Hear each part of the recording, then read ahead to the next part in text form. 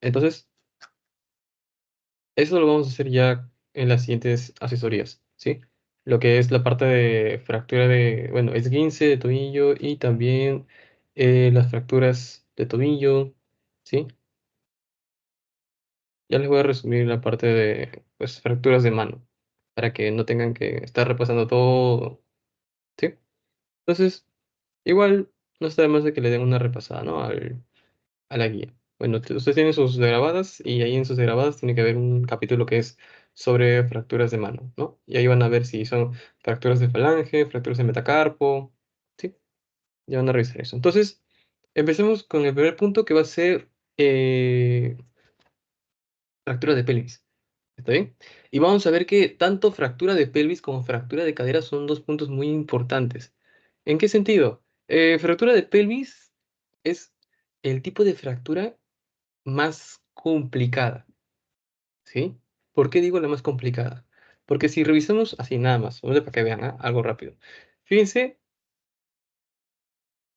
la vasculatura que hay a nivel de la pelvis. O sea, se fractura, digamos, imagínense, se fractura el hueso coxal, ¿no? Esta parte que es el hueso ilíaco. Entonces, se puede romper esta arteria y fácilmente el paciente sangra. De repente hay una fractura de rama isquiopubiana, que es esta parte de aquí donde está la manito. También puede haber sangrado, ¿sí? ¿Se dan cuenta? Gran porcentaje de este hueso está lleno de vasos sanguíneos grandes. Imagínense si hay una fractura justo a este nivel, ¿sí? O sea, se puede lacerar esta arteria de acá, que es la ilíaca externa, y pues con mucha razón es mucho más sangrado. Entonces, a eso me refiero con que fractura de pelvis son de las más complicadas, ¿sí? Y de las que más complicaciones va a tener a futuro. Por ejemplo, aquí vemos la parte de los nervios, fíjense, ¿sí? O sea, se comprimen estos nervios y puede generar, ¿sí? Neuralgia. O alguna neuropatía, ¿no? Que ya lo hemos visto, las lesiones de nervios periféricos. Ya han visto, ¿no? Eso de neuropraxia, ¿sí? Axonomesis, neuromesis. Eso es lo que les expliqué en la primera asesoría. ¿Está bien? Entonces, como les digo, la fractura de pelvis es una de las más complicadas y también de las que más secuelas va a dejar. ¿Está bien? Si hablamos de secuelas, entonces lo importante en fractura de pelvis y también en fractura de cadera, como vamos a ver, es ¿qué cosa? Rehabilitación. ¿Sí? Y quiero que vean esta partecita de acá, esta imagen, porque esta imagen les va a ayudar a comprender qué tipo de fracturas son las más complicadas. Se dice que entre las fracturas de pelvis más complicadas son principalmente las que afecten a este anillo de acá. ¿Ven? También conocido como estrecho pélvico. ¿Sí? Este anillo de acá, ¿no? Acá atrás está el promontorio, luego está la línea innominada, ¿sí? Hasta llegar a qué? Al pubis, y acá en el centro, la sínfisis del pubis, ¿sí? Este anillo de acá, deben tener en cuenta, ¿está bien? También, por si acaso, por ahí, tengan en cuenta estos dos ligamentos de acá, ¿sí? Tenemos el sacro espinoso y atrás el sacro tuberoso, ¿está bien? Y otra cosita, de repente, es donde está la manita ahorita, esto vendría a ser la sínfisis del pubis, ¿no? Y recuerden que hay una estructura que se llama ellas, que es justo esta partecita superior, donde está el ligamento inguinal. Síganlo, síganlo, síganlo, síganlo, síganlo hasta arriba. Ese es el ellas, ¿sí? David, ¿por qué me mencionas todo esto? Porque todo eso te va a ayudar, ¿qué cosa? A hacer un correcto examen físico cuando sospeches de una fractura de pelvis. ¿Está bien?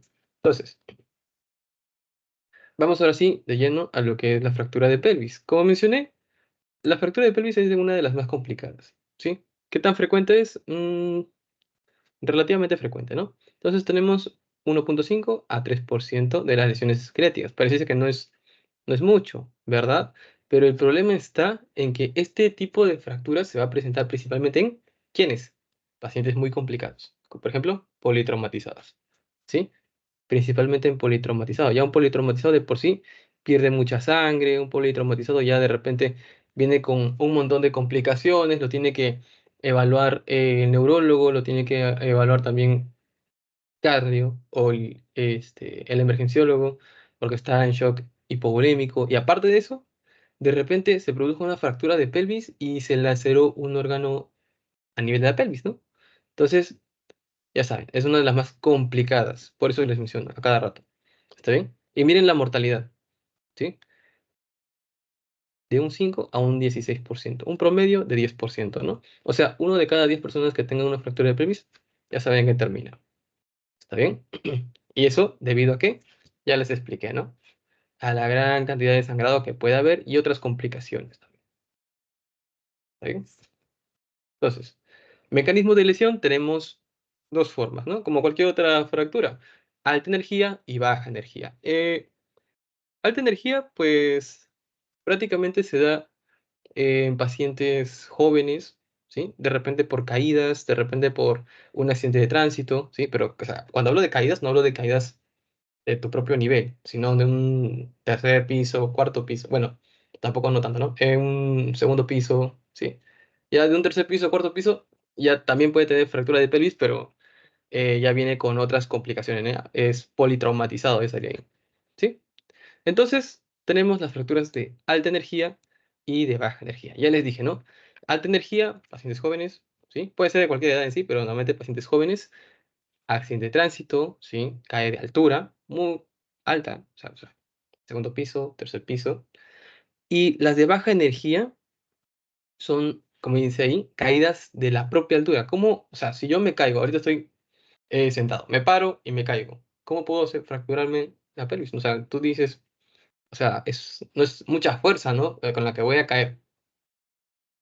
Pero piensa en un paciente mayor que ya tiene osteoporosis, ¿sí? Entonces, eh, si vamos para ese lado, es mucho más probable que sí se produzca una fractura. ¿Está bien? Si tan solamente caes de tu propia altura. ¿Está bien? Después tenemos una clasificación de acuerdo al tipo de fuerza, ¿no? O sea, la dirección con la que viene la fuerza. Por ejemplo, en esta imagen de aquí, que estoy ahorita encerrando de color amarillo, tenemos una fuerza que viene de adelante hacia atrás, ¿no? O sea, está empujando la cadera, está golpeando de frente, ¡fah!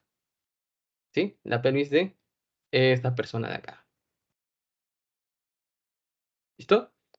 ¿Qué más tenemos? Tenemos esta otra fractura, perdón, esta otra, otro accidente en el cual la fuerza es vertical, ¿verdad? La fuerza, pues la misma fuerza con la que va a caer esta persona, pues va a producir que aquel huesito, ¿no? Que se golpea al momento de la caída, pues vaya a sufrir un gran daño. Y la otra fuerza vendría a ser la lateral, que es esta de acá. ¿Está bien?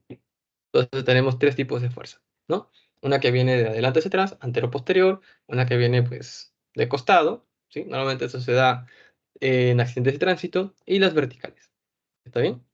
Hay, dentro de estas fracturas, como suelen estar asociadas a accidentes, pero de gran impacto, ¿sí? Una de las complicaciones principales es la lesión de Morel-Lavalle, ¿sí? ¿Qué sucede? Se acumula un montón de sangre debajo del tejido celular subcutáneo, ¿sí?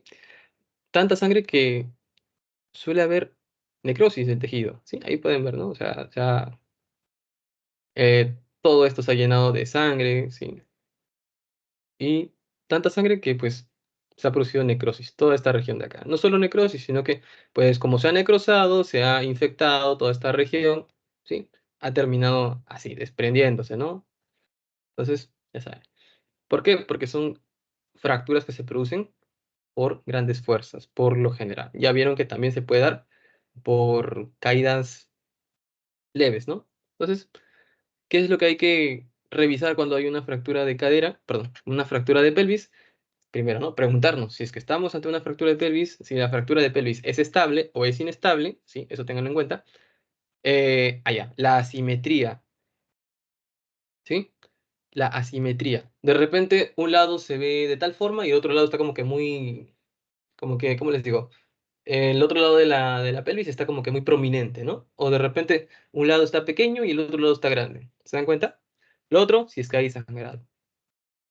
Lo mejor, digo, no digo lo mejor, es que haya un sangrado evidente, ¿sí? Pero imagínense que si es que hubiese una fractura, se lacera un vaso y no se puede ver. O sea, es un sangrado interno, eso sería pues, lo peor, ¿no? ¿Por qué? Porque según tú el paciente está bien, tú ok, tú lo ves, todo ok, pero o sea, si es que no hay sangre, pues no dices nada, ¿no? O sea, y de repente ese paciente está desangrando por dentro, ¿sí? Una hemorragia interna. Luego, si es que hay heridas asociadas, que les digo, o sea, Si es una fractura abierta, se podría ver si es que hay sangrado, ¿no? Y se podría medir la magnitud también de ese sangrado. Y los hematomas subcutáneos, que es lo que ya les he mencionado, ¿no? Con la lesión de Moore-Lavalle. Entonces, dentro del examen físico, ya les dije, ¿no? Hay que ver la simetría, o sea, una vez sospechando que podríamos estar frente a una fractura de pelvis, hay que ver, ¿qué cosa? Simetría, ¿sí? Y, por ejemplo, en esta imagen de acá, ¿sí? Es, tenemos aquí una gran herida, ¿no? Una gran herida asociada a la fractura de pelvis. ¿Qué vemos acá? ¿Esto sería algo normal o anormal? ¿Sí? Es una forma anormal, ¿verdad? La pelvis no debe tener esta forma, como que un poco más prominente en este lado. ¿Sí? ¿Qué más podemos ver acá? De repente estamos en una fractura de pelvis, pero en una paciente femenina. ¿Sí? Una mujer que de repente está. Ustedes al revisarle el introito vaginal, pues pueden ver sangre, ¿no? O sea, y la paciente en sí no está en su periodo, ¿está bien? Sangrado en el introito vaginal, ¿está bien? Así se llama, sangrado en el introito. Introito vendría a ser como que la entrada a la vagina, ¿está bien? ¿Qué más podemos ver? De repente si es, o bueno, paciente hombre o paciente mujer, lo que sea, vemos sangre salir de la uretra, ¿sí? Conocido como uretrorragia. Podría de repente ser un paciente que, ¿qué más? Asociadas, pelvis asimétrica. Podría ser de repente un paciente que, aparte de las lesiones que ya tiene, ¿sí? Dice que siente como que frío el pie, ¿sí? Entonces puede haber una lesión ya en un vaso sanguíneo, ¿no? Un vaso sanguíneo importante para la irrigación del miembro inferior. Entonces, es ahí donde ya empiezas a ir armando, ¿no? Todo lo que está asociado a la fractura de pelvis. Después de eso, miren, acá te da otras alternativas, ¿sí? Entonces, después de eso, ya has visto, ahora qué hay que hacer, hay que palpar, ¿sí? Yo les decía que hay que tener mucho cuidado a la hora de palpar porque pues puede generar mucho dolor en el paciente, pero a veces sí es necesario, ¿sí? Vas a hacer compresión. ¿En qué puntos? Por ejemplo, en el ellas, ¿sí? ¿Recuerdan cuál era el ellas? Las espinas ilíacas antero superiores. O sea, vas a hacer, a ver, vamos a ver si se puede. Podemos hacer presión justo aquí, ¿sí? Ahí a nivel de las espinas ilíacas, ¿está bien? ¿Dónde más puedes hacer presión? A nivel del pubis, también a nivel de las alas. Estas de acá, ¿sí? En esos tres puntos. Aparte, de repente se ha lacerado un órgano interno, ¿no? Puede ser la vagina, puede ser el útero, puede ser el recto, ¿sí? Entonces, puedes optar ahí por el tacto vaginal o el tacto rectal. ¿Está bien? La otra parte vendría a ser la parte de imágenes. Ok, ya, llegó una paciente de 35 años, se cayó de, a ver, ¿de dónde? De un segundo o tercer piso, ¿está bien? Llegó con un hematoma, si ya vieron una lesión gigantesca a nivel de la pelvis, y aparte de eso se le ha asociado ¿qué cosa? Se le ha asociado uretrorragia y también al tacto vaginal salió con sangre, ¿sí? Entonces, ¿qué le pides? Una imagen. Y aquí hay algo importante, el inlet y el outlet, ¿sí? Más que todo para, o sea, para la vida. No creo que les pregunten esto en un examen, pero tienen que entenderlo para la vida, ¿sí? O sea, puedes pedirle una radiografía anteroposterior, aquí, ¿no? Aquí dice AP anteroposterior, ya que de esta, o sea, si ves una fractura así a simple vista, pues chévere. Pero, ¿qué es lo que pasa? Para analizar a mayor detalle lo que es el anillo pélvico, esto de acá, ¿recuerdan ese círculo? Entonces yo pido una radiografía con inclinación cefalocaudal en 45 grados. Tú dices, ¿qué? ¿Qué es eso? En otras palabras, una radiografía inlet, ¿sí? Así se llama, inlet. Y la otra es el outlet, que es esta. Si una era inclinación cefalocaudal, la otra es caudocefálica. ¿Se entiende? O sea, aquí está justo el paciente, ¿sí? Imagínense. Al paciente le ponen como que esta es la inclinación cefalocaudal, ¿no? En 45 grados. Esta de acá. Es el inlet. Y el inlet, ¿qué te permite ver? El anillo pélvico. ¿Está bien? El anillo pélvico. Mientras que el outlet, ¿qué te permite ver? ¿Qué creen que te permite ver el outlet? A ver un ratito. Fíjense. Si de repente se fracturara esta región, ¿sí? Entonces, me permitiría ver si es que hay desplazamiento hacia arriba o hacia abajo, ¿sí? O sea, si os hubiese una fractura justo aquí, miren la radiografía, por favor, y eso se desplazara hacia arriba, yo podría verlo, ¿sí? Podríamos verlo. Entonces, el inlet me permite ver tanto eh, fracturas que comprometan el anillo pélvico, esto de acá, como también desplazamientos laterales, o sea, hacia un lado y hacia el otro, ¿sí? Pero de forma general me permite ver el anillo pélvico. Ya después, si es que hay desplazamiento o no hay desplazamiento, cualquiera de las tres radiografías me pueden ayudar. ¿Está bien? Pero ya saben, entonces, el INDET principalmente es para ver anillo pélvico, ¿sí? También desplazamiento, pero principalmente anillo pélvico. Entonces, el outlet, ¿recuerdan? Si hay desplazamiento en el eje vertical, o sea, hacia arriba o hacia abajo. ¿Está bien? Ya, aquí hay otras opciones, ¿verdad? Por ejemplo, una tomografía. Aquí eh, no es tanto un tema de ver si es que hay desplazamiento, digamos, cuando teníamos una fractura articular, sí o sí pedíamos tomografía, ¿no? Para ver cuánto es el nivel de desplazamiento. ¿Por qué? Porque en una fractura articular sí o sí tiene que estar anatómicamente reducido, ¿cierto? Entonces, aquí, ¿por qué lo pediríamos? Porque normalmente, como mencioné, estas fracturas se dan ¿en qué?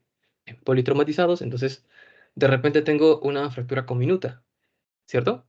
Una fractura comminuta, o sea, varias partecitas, y a la hora de, bueno, entrar a la sala de operación, lo que van a hacer es reducirlo, pero quieren saber cuántas partes hay, de repente cuál va a ser el manejo que se le va a dar a esa paciente, entonces hay que hacerle una tomografía sí o sí, ¿sí? Más que todo para ver más a detalle la fractura y hacer un plan de trabajo.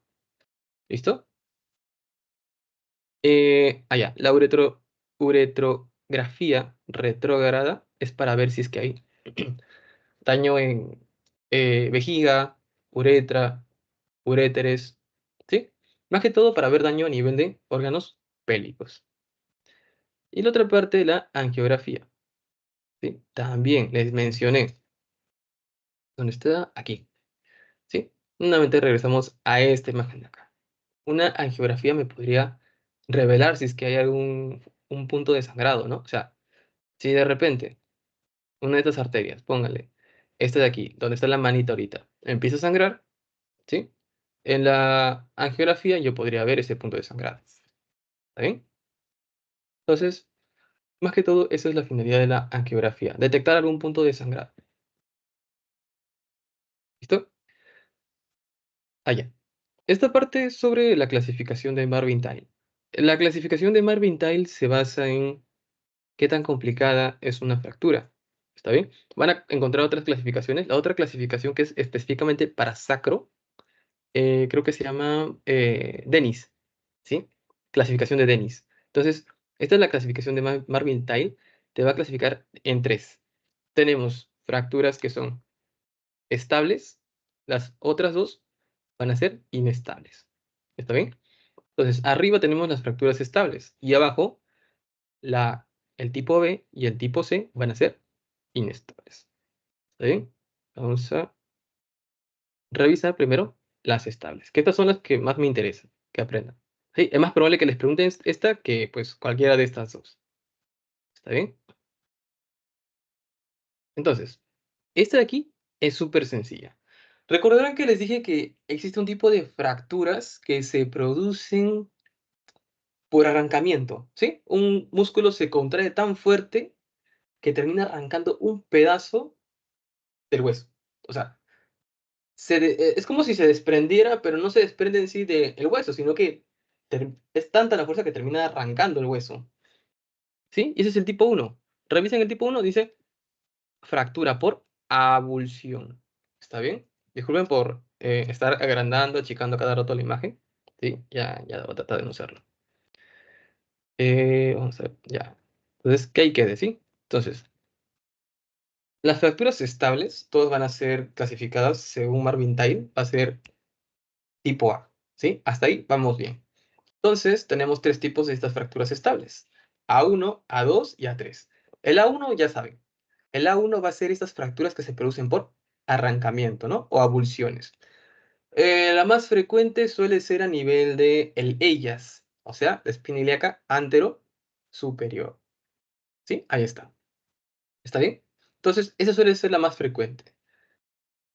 Luego tenemos el TILE A2. ¿Qué dice este tipo de fracturas? Allá. Son fracturas que te van a comprometer el anillo pélvico, pero ojo, ¿está bien? Habíamos dicho que, o sea, normalmente estas fracturas, las estables, no te comprometen anillo pélvico, solo el TILE 2, ¿sí? Nadie más. ¿Pero qué te dice? Allá. Va a haber una pequeña fractura a nivel del anillo pélvico, pero no va a ser desplazada, ¿sí? No va a haber desplazamiento. O sea, es una fractura estable. ¿Está bien? Sí, es una fractura estable. De repente por aquí, a ver, dice ala ilíaca. Ah, ya está. La otra forma del TILE 2 va a ser justo como dice acá, a nivel del ala ilíaca. O sea, aquí donde está la manito. ¿Sí? Donde está la manito. O sea, tiene dos formas. El TILE 2 puede ser uno, ahí como pueden ver, ¿no?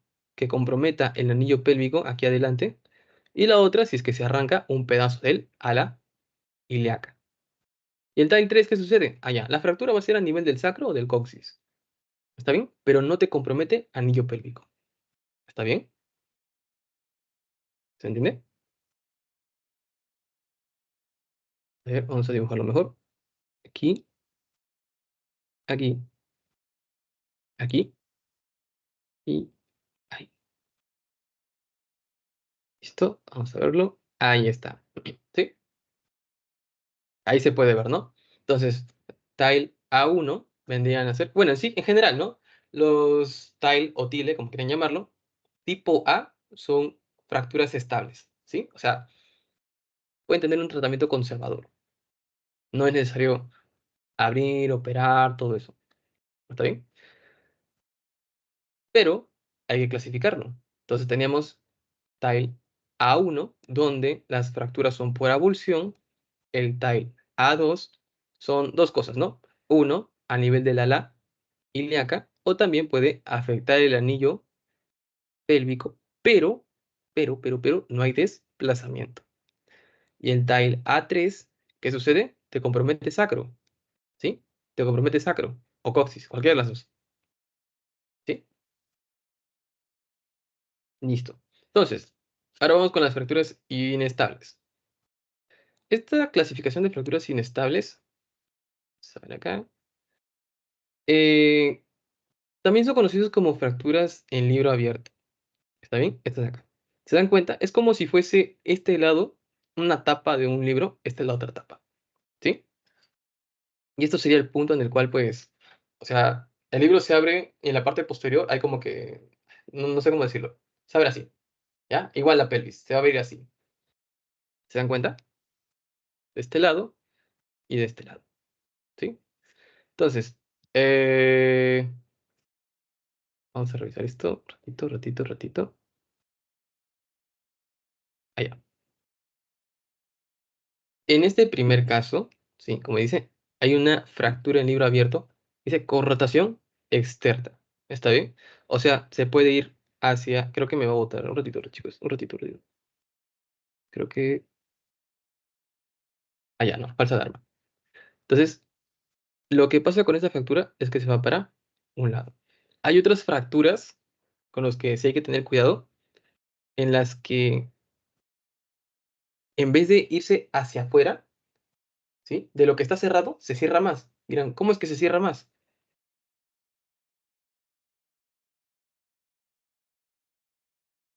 Ya. O sea, ese trocito, imagínense, se fractura esta región de acá y en vez de irse hacia afuera, se va hacia adentro. ¿Está bien? O sea, eh, al irse esa porción fracturada hacia adentro, ¿qué creen que haga? Va a comprimir los órganos, ¿no? Comprime órganos, puede comprimir circulación, puede comprimir también nervios, principalmente los órganos, ¿sí? Y en este caso, al haber una reducción del volumen, ¿sí? Del espacio pélvico, es donde suele haber más complicaciones. Y aquí sí o sí hay que operar, ¿sí? Entonces, estas acá son conocidas como fracturas en libro abierto. Luego, el otro tipo de fracturas, está. Sí, si se dan cuenta, aquí ya la fractura compromete tanto la parte posterior, no como aquí que todavía había cierta comunicación, ¿no? En la parte posterior. ¿Se dan cuenta? Aquí hay comunicación en la parte posterior, aquí también, y aquí pues un poco de comunicación, ¿no? Aquí ya no, aquí se pierde completamente toda la comunicación, ¿sí? Hay una fractura completa de este lado, unilateral.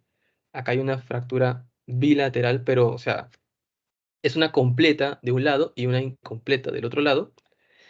Y en el tercer caso es completa de ambos lados. ¿Está bien? ¿Se entiende? Como les dije, principalmente entiendan que las fracturas, según Marvin Tay, se dividen en dos, ¿sí? Las estables y las inestables. La tipo A son las estables. La tipo B y la tipo C son inestables. ¿Está bien? ¿Cuáles son las estables? Ya les mencioné las tres estables. Teníamos las que son la tile o tile A1, A2 y A3. ¿Está bien? Tenemos A1 que eran por avulsiones, el A2 que era pues compromiso de aleta o ala sacra, perdón, ala del hueso ilíaco, y la tipo 3 que era por fractura de sacro. ¿Está ahí? ¿Listo? Aquí está lo mismo que les expliqué acá, pero pues en texto, ¿no? Si se preguntan, de repente no me entendieron alguna de las definiciones acá, aquí lo pueden encontrar. ¿Está bien? Eso solamente se los dejo a manera de... para que lo tengan a la mano. Ya. La última parte va a ser sobre el tratamiento de fracturas de pelvis. Aquí. Un ratito. Ya. Entonces, tenemos tipo A. ¿Qué les dije con el tipo A? Son estables, ¿verdad? Entonces, al tener una fractura estable, simplemente el tratamiento es conservador. ¿Qué es lo que se suele hacer aquí? Se suele poner un cinturón alrededor del paciente, ¿sí? Y cerrarlo. O sea, tampoco que sea tan fuerte, ¿no? Un cinturón, bueno, no es así. A ver, un ratito, un ratito. Este cinturón de acá, ¿sí? Ese cinturón que ven ahí, es un cinturón que se utiliza más en emergencia. ¿Está bien? Es un cinturón que se utiliza en emergencia. Cuando ya en el lugar del accidente se sospecha que el paciente puede tener una fractura, lo que hacen es fijar, o sea, perdón, inmovilizarlo. ¿Para qué? Para que, como puede ser inestable o estable, todavía no se sabe, ¿sí? Puede moverse más esa fractura y comprometer mucho más los órganos pélvicos. ¿Está bien? Entonces lo que se hace es utilizar este tipo de cinturones, ¿sí? Entonces, tratamiento conservador, ya sabe, ¿no? El paciente tiene que estar inmóvil, reposo, y además se puede utilizar algún tipo de vendaje. ¿Listo? Vamos a ver, siguiente, un ratito. Ya.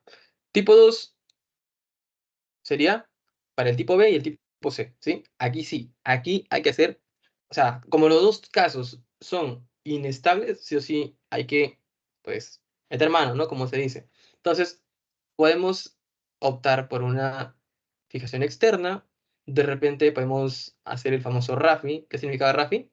Reducción abierta, fijación interna. O sea, abrir para fijar, ¿sí? Abrir para inmovilizar. Eso sería lo que tendríamos que hacer en el tipo B y en el tipo C. ¿Qué más? Recuerden que el tratamiento aquí es multidisciplinario. Bueno, eso estaba en su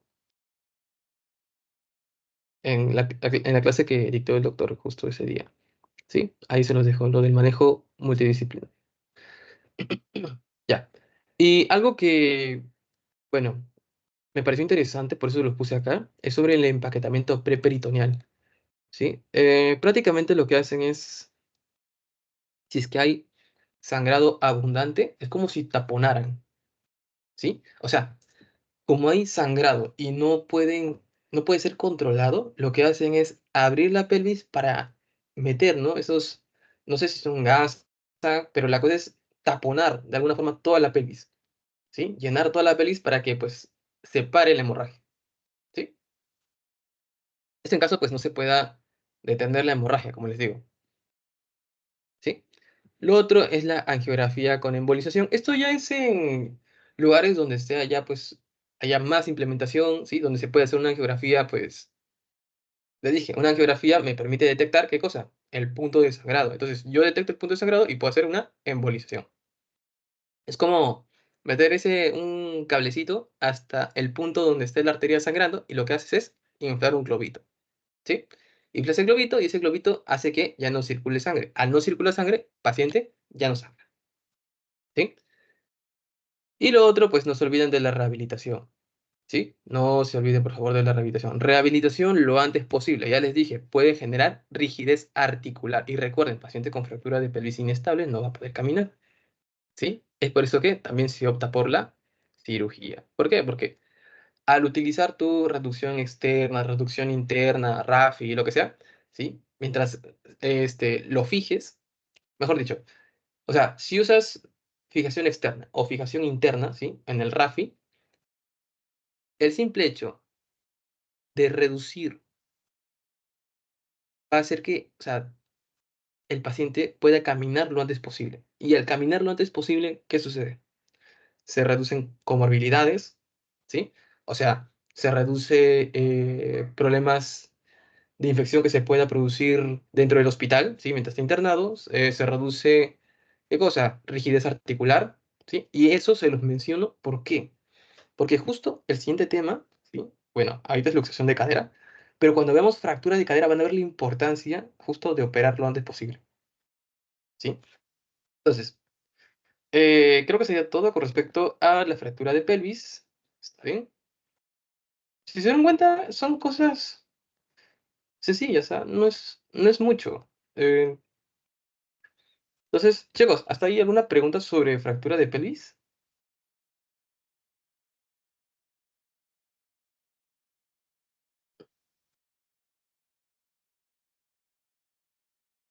¿Hay preguntas? A ver, un ratito, un ratito, un ratito. Ya, entonces, ¿hay preguntas? Continuemos. ¿Está bien? Luxación de cadera. Vamos a ver. Para esta parte de luxación de cadera, lo que les presento es prácticamente, forma resumida, ¿no? O sea, una luxación, ya saben, sencillo, ¿no? Esta pérdida de la continuidad en lo que son las ambas superficies articulares. Entonces, no hay que mencionar eso a cada rato. Tenemos en la luxación de cadera dos tipos principales, ¿sí? Una clasificación. eh, Primero la dividimos en dos tipos, las posteriores y las anteriores, ¿sí? ¿Por qué? Porque las posteriores son las más frecuentes, las anteriores no tanto, ¿sí? Entonces, tenemos las fracturas posteriores, perdón, luxaciones posteriores y luxaciones anteriores. Dentro de las luxaciones posteriores y anteriores, vamos a ver que después de decir, es una fractura posterior, te van a preguntar, ok, es posterior, pero ¿está arriba o está abajo? ¿Sí? ¿Se entiende? O sea, por ejemplo, esta parte que estoy yo encerrando de amarillo vendrían a ser las luxaciones posteriores. Pero si se dan cuenta, son dos tipos, ¿sí? Es una luxación ilíaca, o sea, hacia el sector ilíaco o hacia el sector isquiático. ¿Está bien? Y de este otro lado, tengo las luxaciones anteriores. Pero entonces, la misma pregunta, ¿se va hacia arriba o hacia abajo? ¿Es pubiana o obturatriz? ¿Está bien? Entonces, de acuerdo a cuál de los cuatro sectores se va, es que vas a ponerle un nombre a esa luxación.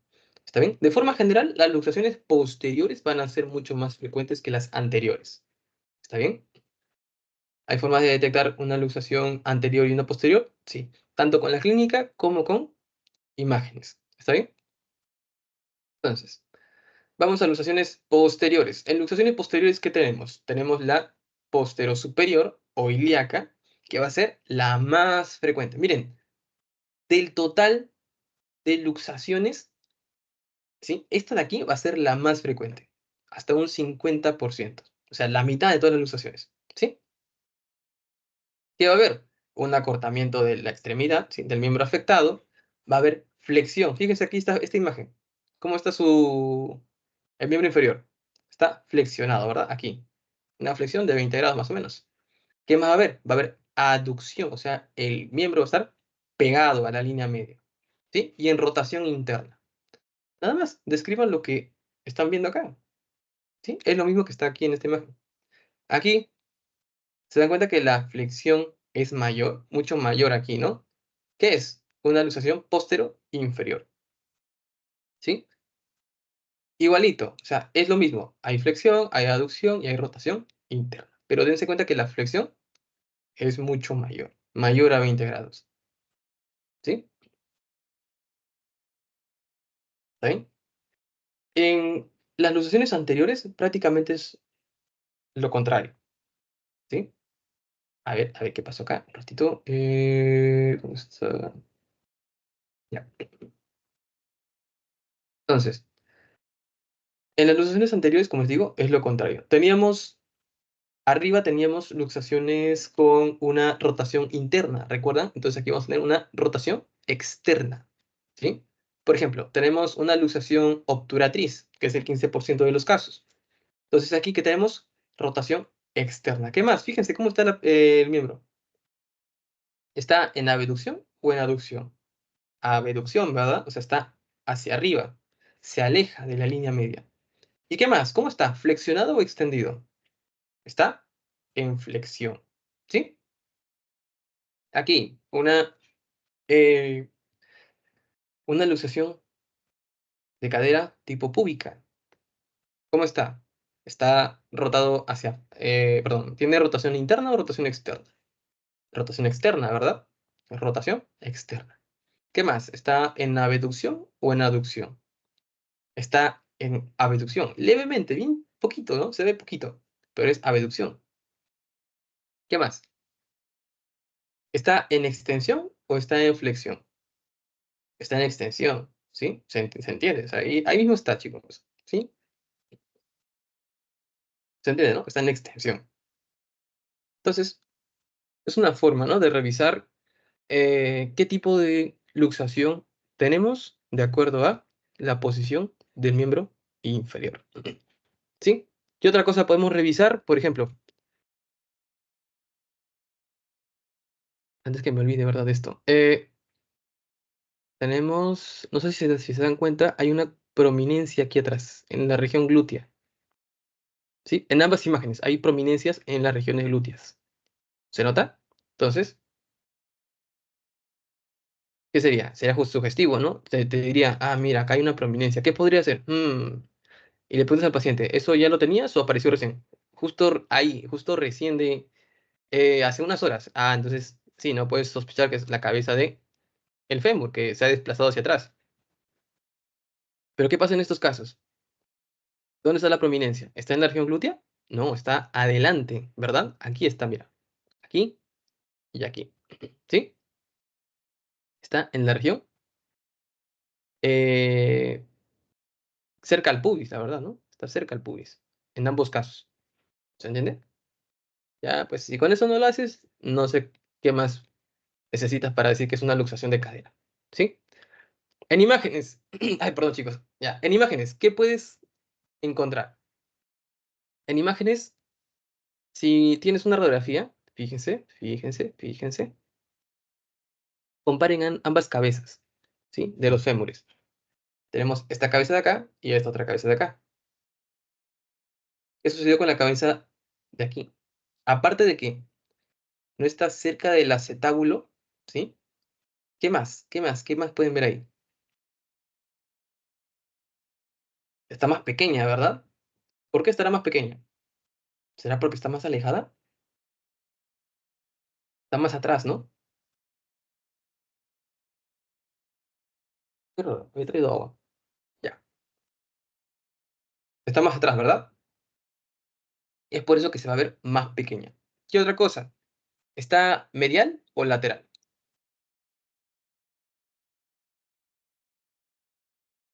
Está lateral, ¿sí o no? Está hacia lateral. ¿De quién? Del acetábulo, ¿sí? ¿Qué otra cosa? Fíjense acá. Ah, no se ve la otra cabeza. Ya. En este caso, esta cabeza del fémur se va a ver mucho más prominente que la contralateral. ¿Está bien? Otra cosa, casi me olvido, es esto, el trocánter menor. ¿Sí? Comparen este trocánter menor con este otro trocánter menor. Pregunta, ¿ven el trocánter menor? No, ¿verdad? No se ve nada. ¿Por qué? Porque el fémur está rotado, ¿recuerdan? Está en rotación interna. O sea, al hacer esa rotación interna, el trocánter menor de lo que está aquí, ¿ven? O sea, el fémur hace una rotación interna y ese trocánter menor se esconde hacia atrás. Se escondió. Pero ¿qué pasa al hacer una rotación externa? Sobresale todavía. ¿Sí? Va a sobresalir ese trocánter menor. ¿Está bien? Entonces, en luxaciones anteriores, aparte de la posición, ¿no? O sea, tú fácil, viendo la posición del fémur, tú dices, ah, ya, es una luxación anterior. O bueno, es una luxación. Ya, comenzamos por ahí. ¿Sí? Porque ves que el fémur está lejos del acetábulo. Solo por eso. Pero la pregunta ¿es anterior o posterior? Entonces, ahí te fijas. ¿En qué? En la cabeza y en el trocánter. ¿Sí? Si la cabeza, a ver, vamos a ver acá. Si la cabeza es más pequeña y el trocánter está escondido, no se puede ver, es luxación posterior. Por otro lado, si la cabeza está más grande y el trocánter se ve más grande de lo normal, ¿sí? Entonces, es luxación anterior. ¿Sí? Y listo.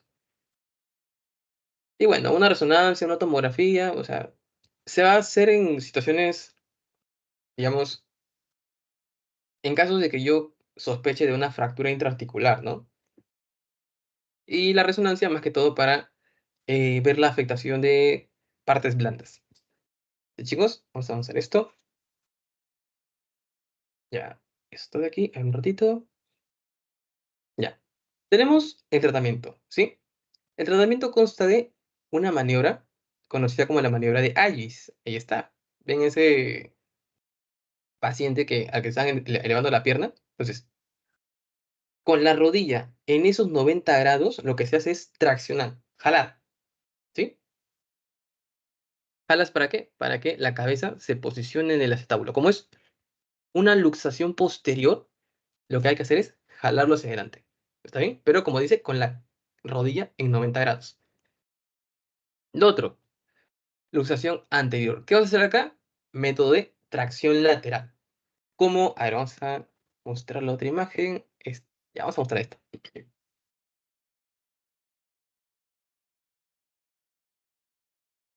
Creo que se ve. No se ve. Ya. Ya. Fíjense. Fíjense la posición de la cabeza del fémur, ¿sí? Y la técnica de tracción, en este caso, ¿sí? Igual, se hace con una manta. Se pone una manta alrededor de la pierna del paciente y lo que se hace es jalar con esa manta, ¿sí? ¿Para qué? Para que la cabeza de lo que está escondida, ¿sí? En esta región, casi llegándose ya a la región del pubis, de lo que está metida la cabeza, salga y pueda posicionarse, por fin, en el acetábulo. ¿Está bien? Entonces, esa vendría a ser las dos técnicas. La maniobra o técnica de Agis y la otra es el método de tracción lateral, ¿sí? ¿Por qué se hace tracción lateral? Porque recuerden que la cabeza del fémur está escondida, ¿sí? En la región del pubis. ¿Listo? Y bueno, las complicaciones. En complicaciones van a ver que una de las principales, y justo lo puse aquí abajito una imagen, vendría a ser la necrosis avascular. ¿Dónde está? Ah, ya. El otro nombre, osteonecrosis. ¿Sí? Prácticamente el huesito muere. ¿Por qué muere? Porque no tiene muy buena circulación. ¿Sí? ¿Listo? Ya. Otra de las complicaciones, como la cabeza del fémur se va a ir hacia la región glútea, en la región glútea, ¿quién está? ¿Sí? ¿Quién está en la región glútea? Y lo va a aplastar. ¡Pah! La aplasta. El nervio ciático. ¿Sí? Y como la cabeza del fémur es pues, una estructura dura, va a aplastar al pobre nervio ciático. ¿Sí? Y produce lesiones del nervio ciático. ¿Sí?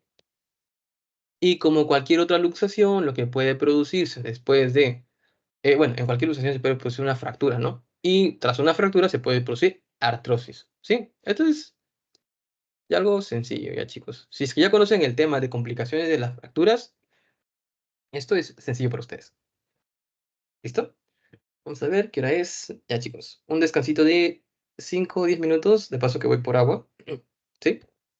Y veremos el tema de fractura de cadera y después fractura de platillos tibiales, ¿sí?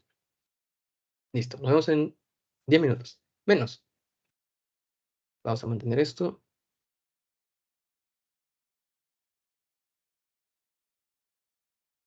Y ya, 10 minutos, chicos.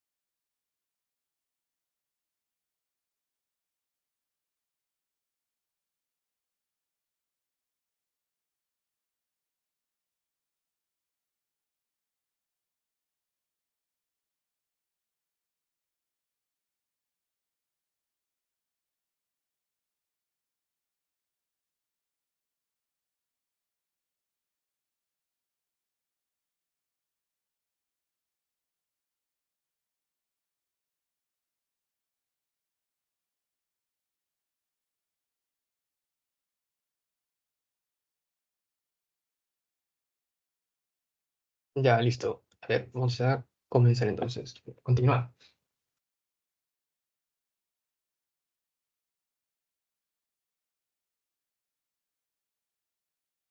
¿Se puede ver la pantalla? Creo que no. Eh,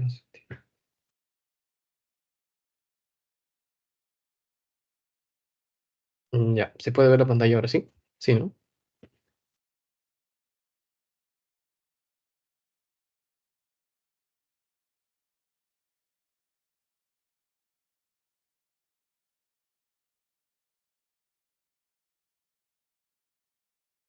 Listo. Entonces, vamos a continuar con el siguiente punto, que es fractura de cadera.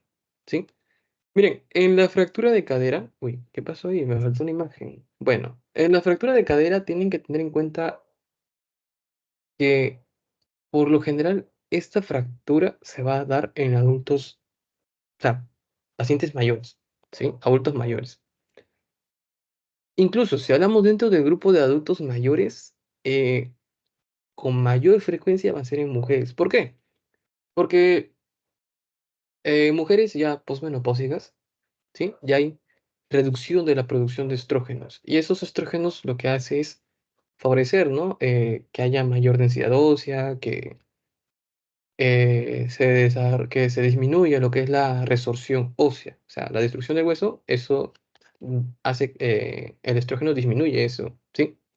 Entonces, en la menopausia ya no hay producción de estrógenos, se pierde gran parte de la densidad ósea más rápido que en los hombres, por ello, si se cae, ¿no? Una mujer de 75 años, es más probable que se produzca una fractura de cadera que si se cae igual, ¿no? Un hombre de 75 años. Entonces, ya saben, relación directa con qué? Con la edad. A mayor edad, mayor probabilidad de que se produzca una fractura de cadera. ¿Sí? ¿Se me escucha? Quiero confirmar eso, por favor.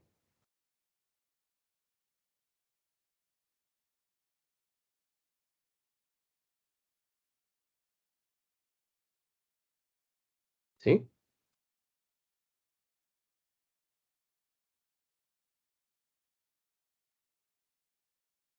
Bueno, chicos. Ok.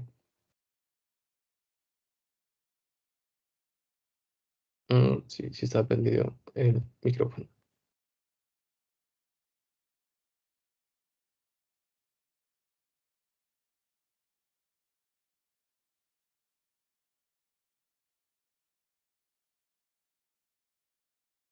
Ya.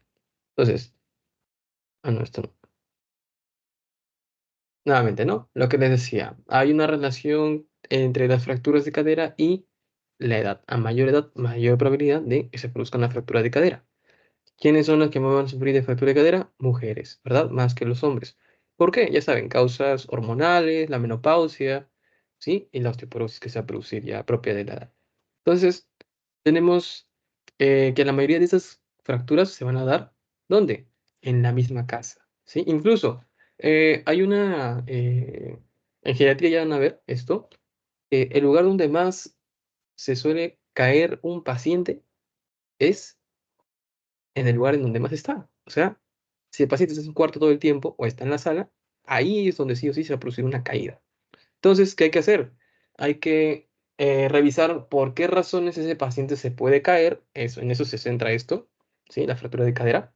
Revisar por qué razones, digamos, se puede resbalar porque usa sandalias de suela resbaliza, ¿sí? O sea, se puede resbalar fácilmente, o el piso también puede ser un factor. De repente no hay buena iluminación, o de repente estamos hablando de un paciente mayor que tiene catarata, ¿sí? Ya de por sí no va a poder ver bien.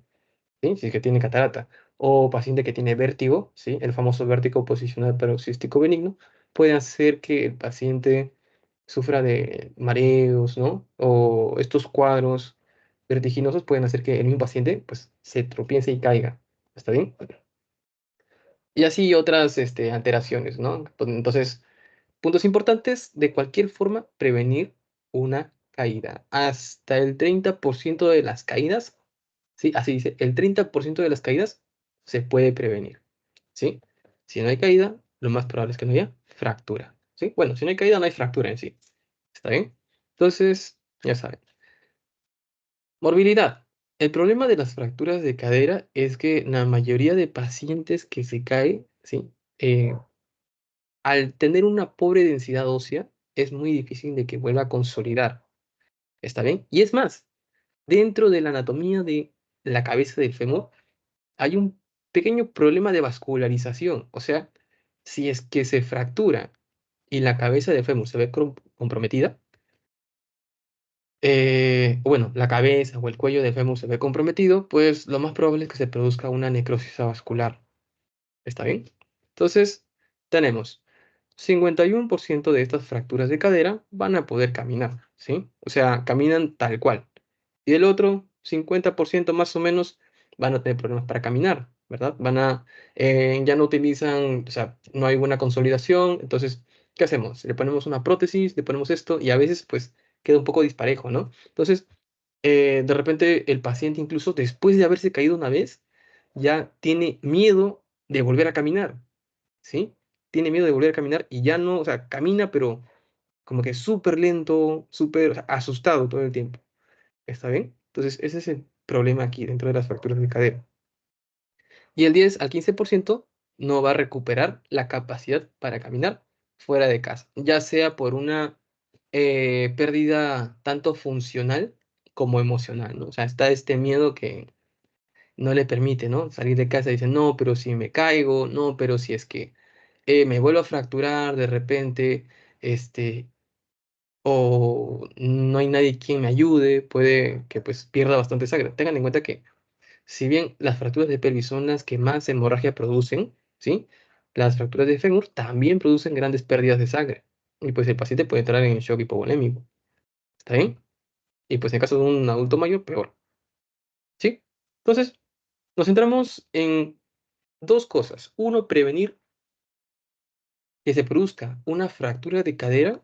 Y lo otro es el prevenir las complicaciones de tratar una fractura de cadera. No sé si me entiendo. O sea, ok, lo primero que hago es prevenir la fractura de cadera, ¿sí? Que el paciente no se caiga. Lo segundo sería, ok, no pude prevenir la fractura de cadera, entonces, ¿qué hago? ¿No? Recuerden que lo que dice acá, por eso puse este cuadrito tal cual. Mayor tiempo postrado, mayor complicaciones. Y a mayor complicaciones, mayor mortalidad. ¿Cómo así? Estás más tiempo en el hospital. ¿Qué puede suceder? Una infección intrahospitalaria. ¿Sí? Puede haber neumonía en estos pacientes o debido a que está mucho tiempo postrado puede perder masa muscular, lo que se llama sarcopenia. Bueno, en adultos mayores se llama sarcopenia, ¿sí? Hay pérdida muscular. ¿Está bien? ¿Se entiende? Hay pérdida muscular. Después, digamos, imagínense, ha perdido tanta masa muscular que ya no puede ni caminar, ¿sí? En ellos es mucho más frecuente la rigidez articular. O sea, ustedes no es lo mismo que se enferme algunos de ustedes a que se enferme su abuelito. Si se enferma su abuelito, deja de caminar una semana, lo más probable es que, pues, cuando quiera volver a caminar, ya se le haga muy difícil. Ustedes quédense una semana en su cama y no les va a pasar nada. ¿Sí? Entonces, dentro de las fracturas de cadera vamos a tener clasificaciones. Fíjense aquí, tenemos en la parte superior, aquí donde está la manito, de nuevo, ¿sí? Tenemos las fracturas intracapsulares, ¿sí? Intracapsulares, dentro de una cápsula. ¿Qué cápsula? Vamos a ver si está por aquí. No está. ¿Aquí? Se ha puesto. Sí puso una imagen, chicos. No, vamos a mantener y que no se salga. Ay, se salió. Ya, bueno, no importa.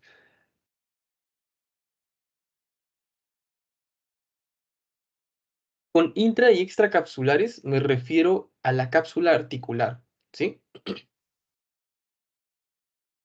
Me refiero a la cápsula articular.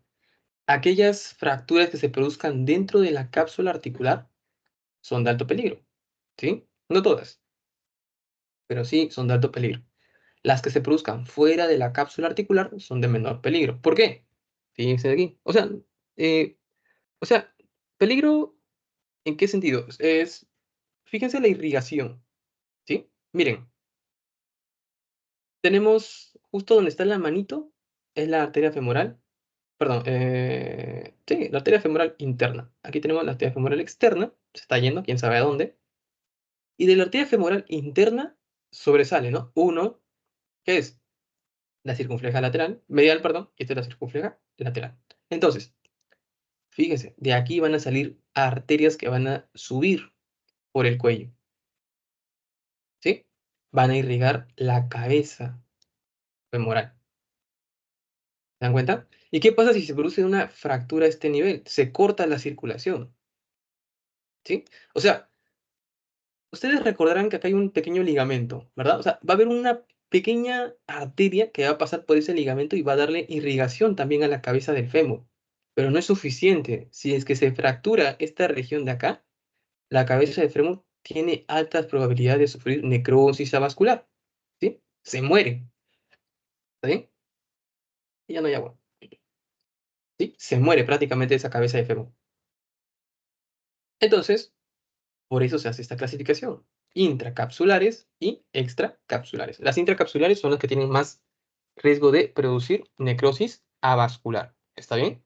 Son las que más riesgo tienen de quedar con necrosis avascular.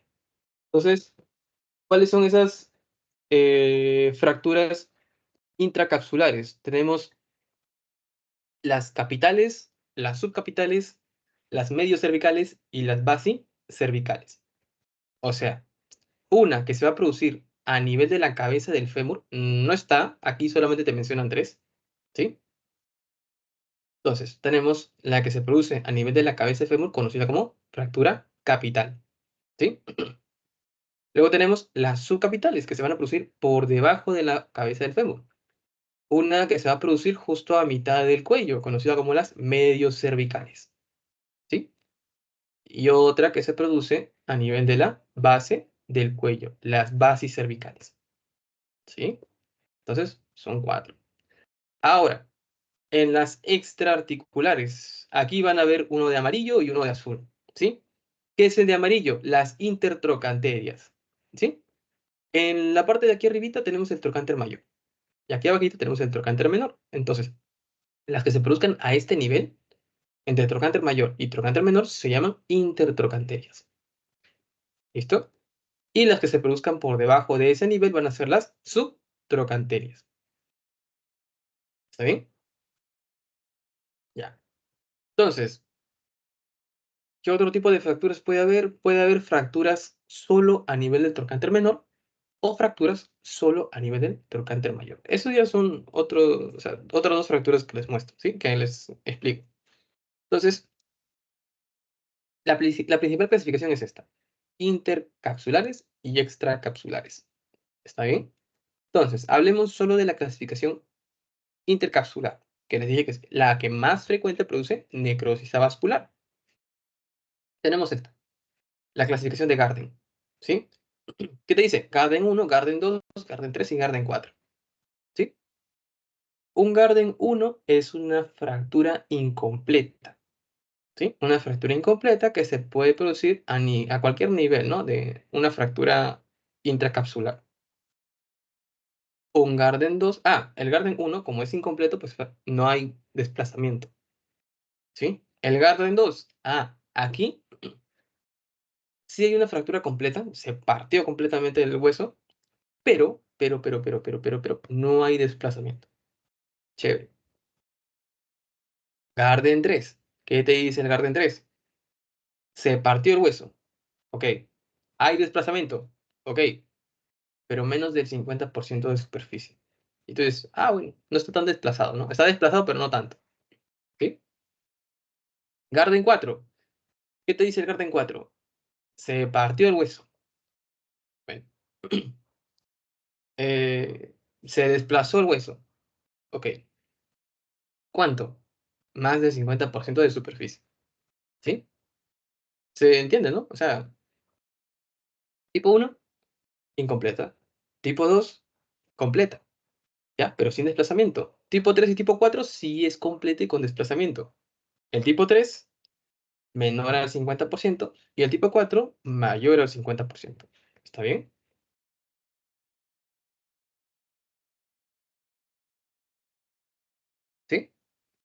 Listo. Recuerden que esto es para fracturas intracapsulares. Entonces, ¿por qué les pongo este texto? Dirán tanta cosa, un poquito, ¿sí? Entonces, fíjense, tenemos las fracturas intracapsulares y fracturas extracapsulares, ¿sí? Entonces, las fracturas intracapsulares también son conocidas como fracturas mediales y las extracapsulares también son conocidas como fracturas laterales. ¿Cuáles son? Ahí tenemos la subcapital, la medio cervical, eh, bueno, aquí faltaría, ¿no? Las capitales. Y aquí, esta clasificación te considera a las bases cervicales como ya parte de las fracturas extracapsulares, ¿sí? Por eso les puse esta diapositiva, porque algunos consideran, como ven aquí, a las bases cervicales intracapsulares y aquí a las bases cervicales las consideran como extracapsulares, ¿está bien? Entonces, eso tendrían que preguntarle mejor a su docente para, pues, si es que alguno de sus, o sea, no sé si esta clase lo dicta un docente o lo van a tener que dictar ustedes, ¿sí? Si lo dicta un docente, le pueden preguntar si las bases cervicales se consideran dentro de las extracapsulares. O revisen la diapositiva que le vaya a dar su docente, ¿sí? A ver si las bases cervicales el docente las considera intracapsulares o extracapsulares. ¿Está bien? Entonces, dentro de las extracapsulares o las laterales, tenemos las bases cervicales, como ya les dije, las trocantéricas y las subtrocantéricas. ¿Está bien? Principal característica tenemos de las intracapsulares. ¿Qué les dije? Intracapsulares tienen mala circulación, ¿sí? Mala circulación y por eso tiene más probabilidades de producirse, ¿qué cosa? Se produce necrosis vascular, ¿sí? Entonces, se produce necrosis vascular y como no hay buena irrigación, les dije, se puede producir pseudoartrosis en dos condiciones. Cuando no hay una buena, donde, cuando no hay una buena inmovilización, o sea, el hueso se mueve demasiado, y la otra forma es cuando no hay buena vasculatura. Entonces, en este caso se va a producir pseudoartrosis. ¿Por qué? Porque no hay buena vasculatura, ¿sí? Y la necrosis aséptica o necrosis vascular se produce hasta en un 33%. Uno de cada tres produce necrosis vascular, ¿sí? Eh, el otro grupo, que son las extracapsulares, pues todo lo contrario, ¿no? Tenemos buena vasculatura, tenemos que siempre van a consolidar, muy poco van a producir pseudoartrosis, más bien lo que se produce aquí como principal complicación tardía, ¿qué va a ser?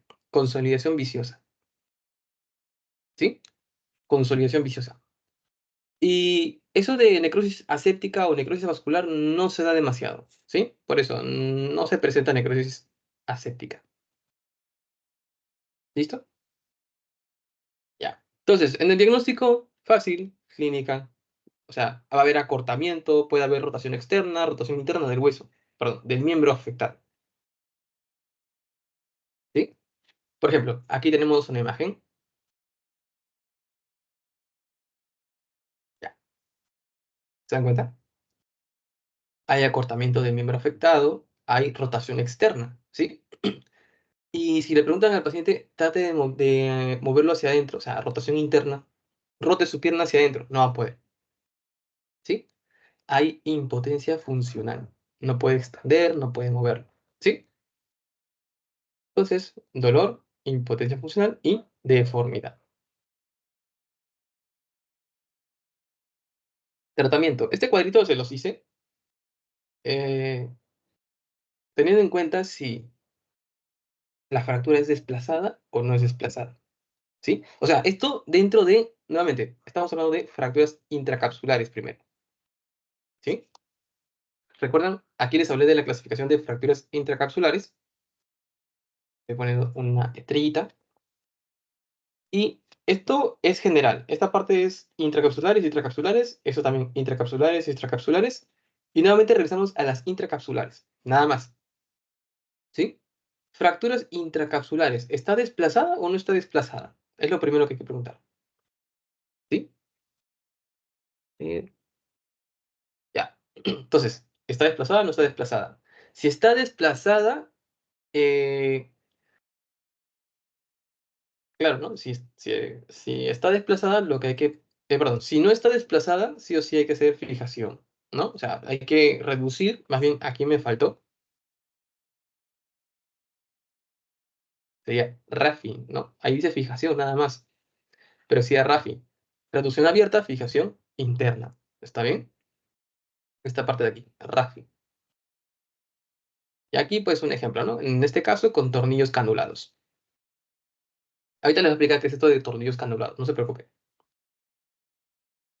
La otra parte, si está desplazada, entonces, ¿el paciente es mayor de 65 o es menor de 65? ¿Sí? Yo les dije que normalmente se produce en personas mayores, ¿sí? Pero también puede ser en menores de 65, ¿no? O sea, un adulto joven, lo que diríamos.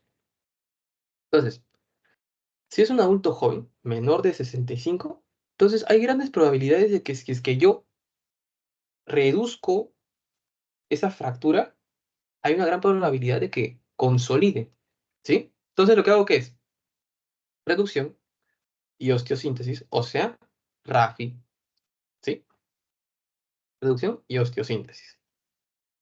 Entonces, pero por otro lado, ¿qué pasa si es que tengo que utilizar sí o sí en este adulto mayor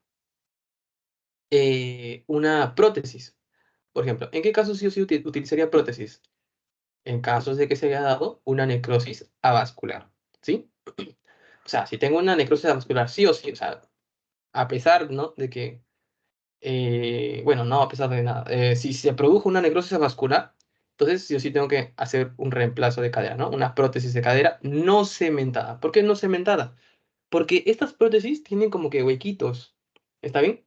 Y como hay buena calidad ósea, hay buena densidad, entonces el hueso puede meterse en esos huequitos y fijar la prótesis. No es necesario poner cemento para fijar. ¿Está bien? Ya está, pues, prótesis completa, acetábulo y cabeza. ¿Por qué prótesis completa? Cuando vean su clase de prótesis, existen dos tipos. Bueno, principalmente, también están las híbridas, pero eso no importa ahorita. Tenemos las prótesis completas y las prótesis incompletas. ¿Qué te dice la prótesis completa? La prótesis completa es aquella que tiene tanto la cabeza del fémur como el acetábulo, ¿sí? Las dos partes van a ser reemplazadas. Pero, ¿qué pasa en una prótesis incompleta? Solo reemplazas una parte. Normalmente es es la cabeza del fémur, ¿sí? Entonces, sí o sí, si es que vas a hacer en estos pacientes, si vas a hacer un reemplazo de cadera, sí o sí debe ser completa. ¿Por qué? Porque este paciente camina, ¿sí? ¿Y qué pasa si haces qué pasa si haces una, un trasplante de cadera, o sea, una artroplastía en un paciente? A ver, un ratito, ¿dónde está esta imagen? Ah, acá está. ¿Qué pasa si haces esta artroplastía en un paciente que camina, o sea, un paciente joven? Fíjense, ¿qué hizo esta prótesis? Que vende blanco, bien blanco, es una prótesis. ¿Está bien? ¿Y qué ha pasado? ¿Se dan cuenta? ¿Qué pasó con el acetábulo? Ya no está, ¿verdad? Esta prótesis ha hecho tanto contacto con el acetábulo, o sea, la prótesis por sí sola puede protruir a través del hueso, ¿sí? Y se dieron cuenta, destruyó el hueso. O sea, no hay hueso acá. Prácticamente hizo hueco, ¿sí? Entonces, eso es lo que sucede cuando le pones una prótesis incompleta a un paciente que camina. A ver, vamos a ver acá. Pues, por eso, en pacientes menores de 65 años, sí o sí hay que poner prótesis completas. ¿Está bien? En caso sea necesario, porque recuerden que la primera opción va a ser siempre reducción y osteosíntesis. ¿Está bien? Número uno, ya saben. ¿Listo? Número dos. ¿Está bien? Ahora, por otro lado, tenemos un paciente que tiene más de 65 años, entonces, ¿qué piensas? Ya de por sí tiene cierta cantidad de osteoporosis. Si es mujer, pues peor, no va a poder consolidar. No es un ataque hacia las mujeres, sino que es algo fisiológico, hormonal, ¿sí? Como no hay estrógenos, tiende a perder hueso, ¿sí? Entonces, ¿qué hacemos en estos casos? Sí o sí hay que pensar en una artroplastía, en una prótesis, ¿está bien? Ahora, la pregunta es, ¿ese paciente de 65 años todavía camina? ¿Sí? ¿Está por ahí, por su casa, sale de su casa, etcétera? ¿Es deambulante o no deambulante? ¿Deambula o no deambula? ¿Sí? Si deambula, que les dije yo en pacientes que caminan, o sea, deambulantes, prótesis completa. Y ojo, tiene que ser cementada, ¿sí? ¿Por qué? Porque no hay buena calidad ósea, ¿sí? Al no haber buena calidad ósea, ¿qué haces? La ayudas, ¿no? La ayudas a que, sí o sí, con ese cemento, termine de fijarse la prótesis, ¿sí? ¿Y qué pasa en los no deambulantes? Los no deambulantes, vas a ponerle una prótesis parcial, ¿sí? Una prótesis parcial. Y listo. Así se reduce, así se reduce el tratamiento en estos pacientes, ¿sí? Aquí en este cuadrito traté de comprimir para que, pues, puedan... Es como un pequeño algoritmo, ¿no? Que traté de hacer. Listo. Entonces, complicaciones. Ya hemos visto una de esas. Dentro de las complicaciones tenemos la protrusión como principal complicación, ¿verdad? Bueno, no es de las principales, perdón, ahí me emocioné. Sino que, bueno, ya hemos visto de qué trata, ¿no? Sería más bien una principal complicación, pero ¿en qué tipo de pacientes? Pacientes que deambulan y que hayan recibido una prótesis parcial. Ya saben por qué, ¿no? Ahí está.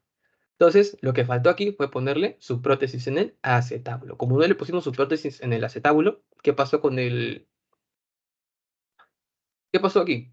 Esa prótesis hizo hueco al hueso, ¿verdad? O sea, destruyó el huesito. Poco a poco, pero lo terminó destruyendo. ¿Sí? ¿Qué más puede haber? Puede haber infecciones. Sí, creo que era esta la imagen de una infección. ¿Recuerdan cómo se le llama a una infección que se produce después de una operación? En el mismo lugar de la operación, ojo. ISO, ¿ya? Infección del sitio operatorio, así se llama.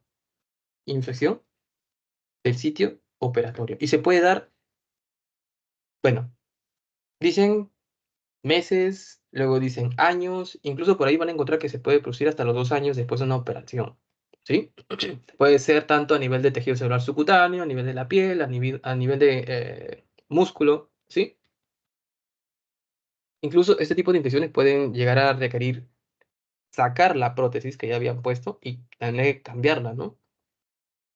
Lo otro, pues el aflojamiento, principalmente en adultos mayores que ya no tengan una buena calidad ósea. Y justo para evitar esto, ¿qué se hace? El cemento, ¿sí? Tiene que ser cementado, una prótesis cementada. Y por último, pues el desgaste. Recuerden que estas prótesis tienen superficie metálica, ¿sí? Ahí está, por ejemplo, una prótesis ahí todo desgastada, ¿sí? Y ya, esta es una imagen sobre, un ratito, aquí vemos, ¿no? Las prótesis parciales y de este lado, prótesis, esta también sería parcial. Ah, no, esta es una prótesis total, ¿sí? Completa. Ahí está, ¿no? Son las partes de una prótesis completa. Se cambia tanto la cabeza del fémur como el acetábulo. ¿Está bien?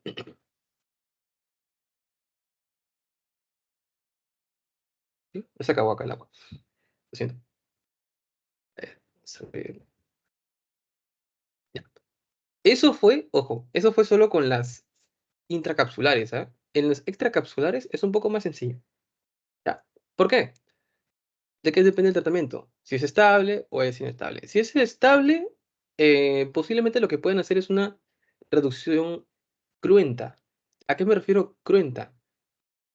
Cruenta, eh, incruenta, ¿sí? Abierta, abrir o sin abrir, ¿no? Lo que vendría a ser el RAFI, a ver, mejor dicho.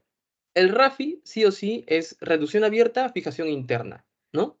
Pero cuando lo que van a hacer, digamos, no es necesario abrirlo, ¿sí? Porque, digamos, se produjo la fractura, pero, o sea, el hueso está en su lugar, ¿no? O sea, está reducido. Entonces, ¿qué hace falta? Fijarlo. Entonces, puedes ponerle, digamos, desde afuera, nomás puedes ponerle tornillos, ¿sí? Un fijador externo y pues no es necesario abrirlo, ¿sí? En este caso de fracturas estables. Pero ¿qué pasa en una fractura no estable? Ahí sí o sí hay que hacer RAFI. ¿Está bien? Entonces, al hacer RAFI, puedes utilizar los clavos cefalomedulares o los tornillos acanalados, ¿sí? Nuevamente, en un ratito les voy a explicar qué son esos tornillos acanalados para que me entiendan.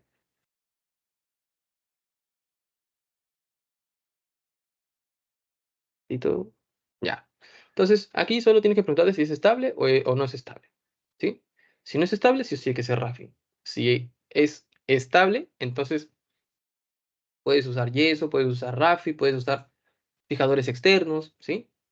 Listo. Y la clasificación de Boyd-Griffin, ¿está bien?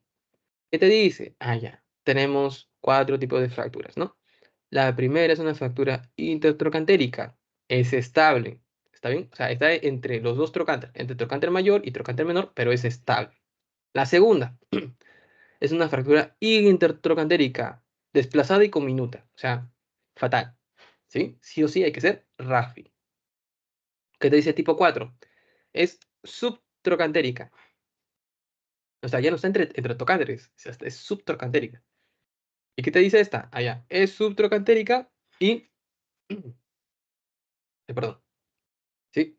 Es subtrocantérica y está como que se va, perdón, compromete tanto la diáfisis como la parte proximal del fémur, ¿sí? Por eso dice, fractura que pasa por la diáfisis proximal distal a nivel del trocánter menor. O sea, estas fracturas comprometen tanto la parte proximal del fémur como la diáfisis, ¿sí? Las dos partes.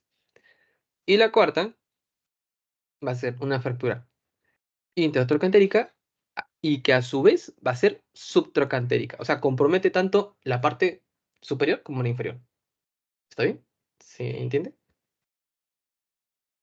Sé que tal vez esta clasificación sí puede ser un poco tediosa, ¿no? Sí, aquí sí, como que métanle un poco más de mano dura. ¿Sí? Igual no es muy preguntada. Lo que sí les pueden preguntar es la clasificación de intracapsular y extracapsular. ¿Sí? Y bueno, lo que les mencioné sobre las fracturas de cadera. Las fracturas de cadera van a traer de por sí complicaciones propias de la fractura como complicaciones generales, ¿no? Que se pueden dar en cualquier otro paciente que sea pues hospitalizado, inmovilizado, que no vaya a caminar durante un largo periodo de tiempo, ¿sí? Entonces, lo ideal que sería, de por sí, evitar ese tipo de fracturas, ¿no? Por ejemplo, en las fracturas propias perdón, entre las complicaciones propias de una fractura tenemos la consolidación viciosa, ¿no? Pseudoartrosis, necrosis avascular, ya mencioné por qué necrosis avascular, y la disminución del rango articular, o sea, lo que vendría a ser, ¿cómo se llama esto? Sí, o sea, la reducción del rango, o sea, el paciente no va a poder elevar tanto la pierna como podía antes de una fractura, ¿sí? Entonces, esto de aquí son complicaciones que ya conocemos, pero aparte de eso, como estas fracturas se producen más en adultos mayores, entonces puede producir infecciones respiratorias, ¿no? O sea, de repente una infección intrahospitalaria, neumonías, úlceras por presión que se producen debido a que se produce fricción entre la piel y una superficie, ¿sí? Como hay tanta fricción entre piel y superficie, se termina desprendiendo la piel que hay encima. Y eso produce las úlceras por presión. Y el problema de los adultos mayores es que fácilmente se va a infectar, ¿sí? Entonces, tanto neumonías, infecciones intrahospitalarias, infecciones respiratorias y úlceras por presión puede producir sepsis, ¿sí? Y en cualquier paciente que está inmovilizado se va a producir, ¿qué cosa? Tromboembolia, ¿está bien? ¿Qué más? Entonces, tenemos que dentro de el tratamiento y control vamos a tener la prevención de las fracturas de cadera. ¿Cómo previenes fracturas de cadera? Adultos mayores, ya sabes, ¿no? Les expliqué el tema de eh, ir al médico para que se revise, ¿no? De repente el oftalmólogo, el otorrino o el cardiólogo. Se cayó, perdón, se cayó porque tenía síncope, o sea, le dio un síncope, ¿no? Un cuadro sincopal. Entonces, de repente, pues, es un problema cardiológico y, pues, bueno, habría un problema cardiológico, hay que llevarlo al cardiólogo. O tiene cataratas y por eso que no puede ver bien. Entonces, al oftalmo, ¿sí? Entonces, ya saben. También el tema de los zapatos, que ya les mencioné, evitar las zonas, no, perdón, sí, evitar zonas mal iluminadas, evitar alfombras, tapetes que se pueden deslizar fácilmente y pueden generar caídas. Y las habitaciones de los adultos mayores, principalmente en la zona baja, ¿no? O sea, en el primer piso, ¿sí? Para que eviten tener que subir y bajar escaleras todo el tiempo. Ya, chicos, vamos a pasar a la última parte que serían fracturas de platillos tibiales, ¿sí? Entonces, dentro de la anatomía de la tibia, ¿sí? Tenemos que la fractura más frecuente se va a dar en la parte proximal. O sea, ¿dónde está? Ahí, ¿sí? Esa es la tibia. Y la parte superior de la tibia, eso, encontraríamos estructuras llamadas mesetas. Esas son las mesetas tibiales, ¿sí? Son como que ahí donde están las manitos, uno y dos, ¿sí? Entonces, esas mesetas o platillos tibiales son la zona de la tibia que más se va a fracturar. ¿Está bien? Ustedes recordarán que detrás, o sea, detrás de su rodilla, ¿qué hay? Está la arteria poplitea, vena poplitea y nervio tibial, ¿sí? Entonces, el principal problema de una fractura a nivel de la tibia, o sea, de los platillos tibiales, es justo que se lacere, que se dañe alguno de estos nervios, nervios o vasos, ¿sí? Aparte de eso, tenemos partes blandas, tenemos los ligamentos cruzados. Aquí, encima de la tibia, tenemos los meniscos, o sea, fractura de platillo tibial se va a asociar en mayor medida, con gran frecuencia, a lesiones de estas estructuras. ¿Está bien? Y aparte de eso, pues recuerden que la fractura de platillos tibiales, bueno, en general, ¿no? ¿Dónde es donde más, en qué región del cuerpo es donde más se produce el síndrome compartimental? ¿Recuerdan? A nivel de la pierna, ¿sí? O sea, justo alrededor de la tibia. ¿Está bien? Entonces, en este tipo de fracturas también habría que tener cuidado con la presencia de desarrollo de síndromes compartimentales. Entonces, uy, ¿qué pasó?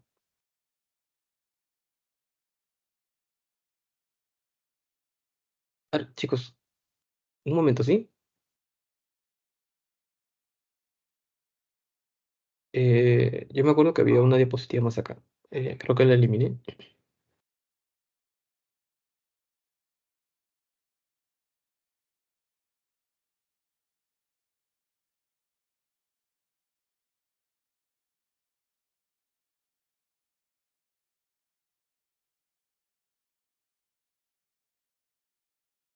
Ya. Ya encontré.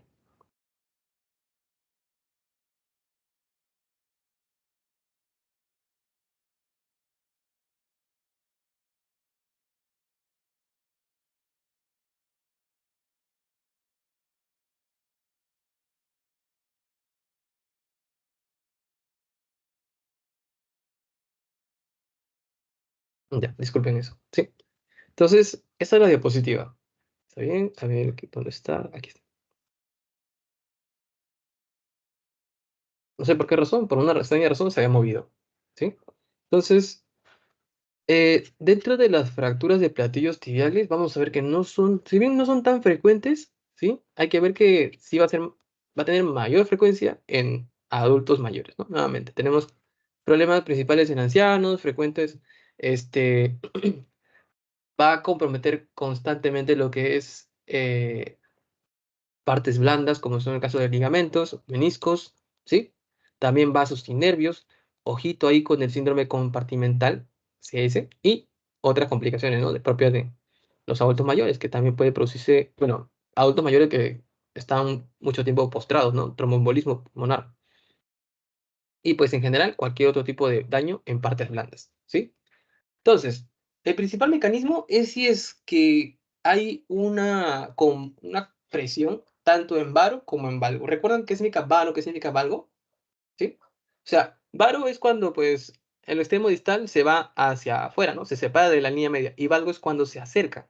Entonces, ya vamos a ver cómo se producen estas dos, ¿sí?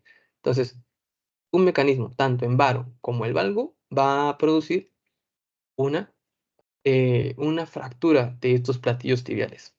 ¿Está bien? En la clínica, ¿qué es lo que vamos a encontrar? Un ratito. Tenemos dolor, tumefacción, impotencia funcional. ¿Sí? Eh, a la artrocentesis podemos encontrar sangre, ¿no? Una hemartrosis, o sea, sangre en una articulación.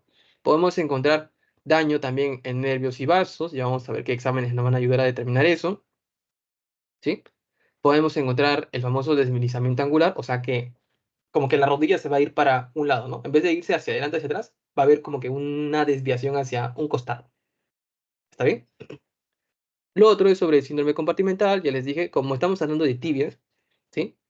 Recuerden que la pierna es el lugar donde con mayor frecuencia va a haber síndrome compartimental. ¿Está bien? Y lo otro, pues también hay que evaluar. Cuando vemos daño en platillos tibiales, hay que evaluar qué cosa. Ligamentos, meniscos, ¿sí? Y allá, el test de agua salina, ¿a qué se refiere? Esto se los pongo adicional, por si se quieren sorprender a sus docentes. Es que si es que, a ver, vamos a poner esto. Un ratito, ya. Se produce una fractura, ¿sí? Imagínense que ustedes encuentran a ese nivel una herida, ¿sí? O sea, después de sospechar una fractura del platillo tibial, encuentras una herida a este nivel, ¿sí? Entonces lo que tú puedes hacer es introducir, ¿no? Una jeringa aquí y echarle, ¿no? Como que dices, a presionar con agua salina o, bueno, solución salina, ¿sí? Ir inyectando, inyectando. ¿Y qué pasa? Puede ser que esa agüita salina, o sea, solución salina que ustedes estén inyectando a nivel de la articulación, salga por esta herida. ¿Está bien? Entonces, ¿en qué sospecharías? Ah, es una fractura de, posiblemente sea una fractura de platillos tibiales y esta de aquí sería una fractura, ¿de qué tipo? Si es que hay una herida abierta, ¿verdad? Es una fractura abierta en todo caso. Entonces, eso más o menos es el test de agua salina, ¿sí? ¿Se entiende? Bueno, test de sobrecarga salina. Lo que haces es sobrecargar el líquido que hay a nivel articular y va a hacer que salga por esa herida. ¿Está bien? Ya. Y este es el otro punto. Esto de aquí, sí se lo van a preguntar. Bueno, en mi caso me lo preguntó mi docente con el que hacía mis prácticas. ¿Sí? Eso me lo preguntó él. Y es la clasificación de Schatzker. A ver, la clasificación de Schatzker, ¿qué te dice? Tenemos Schatzker 1, Schatzker 2, 3, 4, 5 y 6. ¿Sí? Entonces, el tipo 1 te dice, va a haber una fractura del platillo tibial, ¿sí? Con separación de la meseta tibial externa, ¿sí? Se desprende la meseta tibial externa. Ese es Schatzker 1. Schatzker 2. Ok, va a haber fractura del platillo tibial o la meseta tibial externa, pero aparte de eso, ¿qué hay? Chicos, ¿qué ven ahí? Se ha hundido, ¿verdad? Se hundió esta porción de acá. O sea, hay fractura y hay hundimiento. ¿En quién se va a producir más eso? Pacientes que tengan pobre densidad ósea, ¿sí? O sea, adultos mayores, ¿sí? Luego, el Chatzker 3. Chatzker 3 es solo hundimiento de la meseta tibial o del platillo tibial, ¿sí? Solo hundimiento, nada más. El Chatzker 4, ¿qué te va a decir? En este caso tenemos fractura, solo fractura, no hay hundimiento, pero ¿de qué meseta? Meseta tibial interna, ¿sí? Meseta tibial interna. O sea, ya de lo que estábamos todo en externo, ahora nos vamos en interno, ¿sí? Tasker 5. ¿Qué te dice el Tasker 5? Hay fractura, pero de ambas mesetas tibiales. ¿Está bien? Ambos lados están comprometidos, el externo como el interno. ¿Listo? Y el Tasker 6, ¿qué te dice? O sea, aparte de la fractura tibial, puede ser cualquier tipo de fractura tibial, de meseta, perdón, cualquier tipo de fractura de meseta tibial. Puede ser la externa, la interna, puede haber hundimiento, pero a eso asóciale, ¿qué cosa? Disociación metafisiaria. O sea que, está, ratito, está, ¿sí? Hubo una fractura a nivel de la metáfisis, ¿sí? Esta de acá, esta fractura de acá, que te ha separado completamente la parte proximal de la tibia con la diáfisis. ¿Está bien? Puede haber cualquiera de estas cinco, pero ya saben, con disociación metafisiaria. ¿Está bien? Entonces, ya saben. A ver, un ratito, vamos a ver esto. Ya, entonces, Chasker 1, ya saben, ¿no? Hay fractura de meseta tibial externa. Chasker 2, igual, fractura de meseta tibial externa, y a eso aumentale un hundimiento, ¿sí? Chasker 3, solo hundimiento. Chasker 4, nos vamos para otro lado. Hay fractura de meseta tibial interna.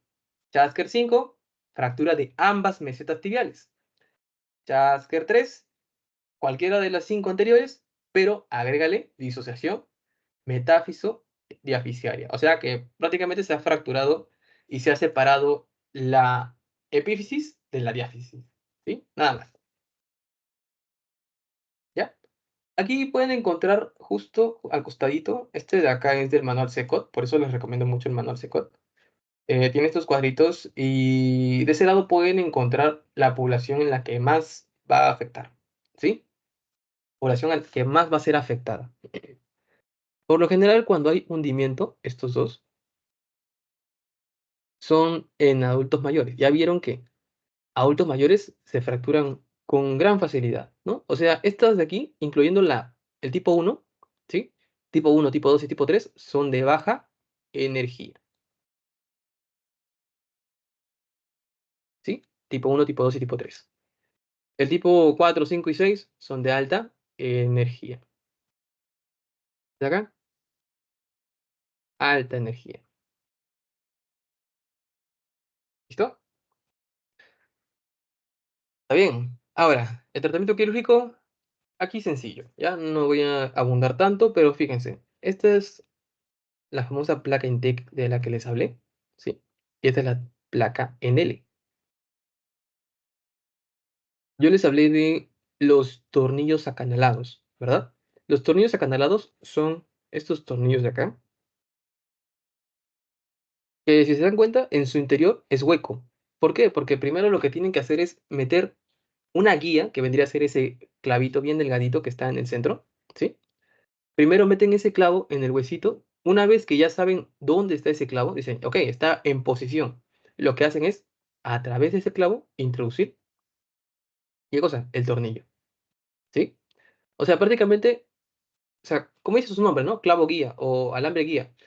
Ese alambre sirve de guía, ¿para qué? Para poner el tornillo o asegurarse de que el tornillo a la hora de colocarlo esté en buena posición, ¿sí? Y no tener que colocarlo de nuevo. ¿Está bien? Entonces, lo que se puede hacer es prácticamente utilizar justo esto, ¿no? Las placas, los tornillos. En caso de los hundimientos, se puede rellenar, ¿sí? O sea, se puede extraer de cualquier otra parte una porción de tejido óseo, ¿sí? Lo que llaman un implante óseo. ¿Cómo se llama esto? Sí. O sea, un trocito de huesito de repente de la cadera podemos extraerlo y ponerlo de relleno justo ahí en esa parte que se ha hundido, ¿sí? Eso es uno. Lo otro se puede también utilizar cemento. eh, sí, también se puede utilizar cemento. Sí. Lo otro sería el. ¿Dónde está? Por aquí lo han hecho. Creo que está acá. Un ratito. Aquí está.